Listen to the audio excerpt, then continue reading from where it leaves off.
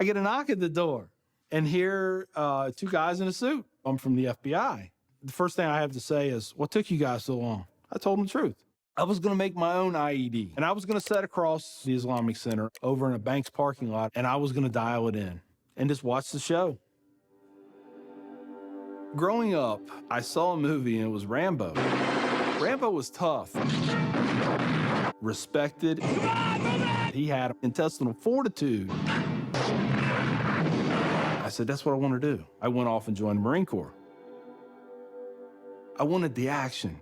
The first time I got shot at, I remember looking at my watch and I says, man, this time last year I was in English class. I fought several times in the Middle East, Desert Shield, Desert Storm, South America, Philippines, Somalia. I think the worst things that I have seen is dead children. I had to suck it up.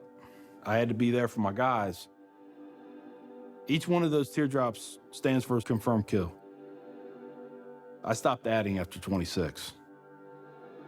Where I was taught, Marine Corps, just own it and then let it go. But there comes a time when there's too much of that and you can't turn it off anymore. I want you to give me a window into your state of mind at that time.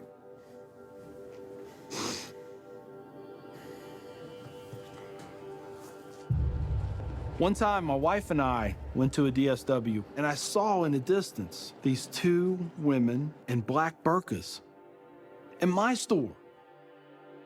I cried as I prayed for enough strength to go over there and break both their necks. I was just angry. I was just full of hate, and it just fed off itself. At that point, I was drinking a half-gallon of vodka every 2 days.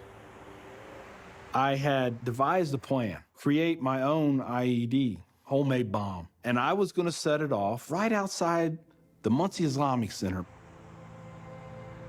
200 plus killed or injured. That was the plan.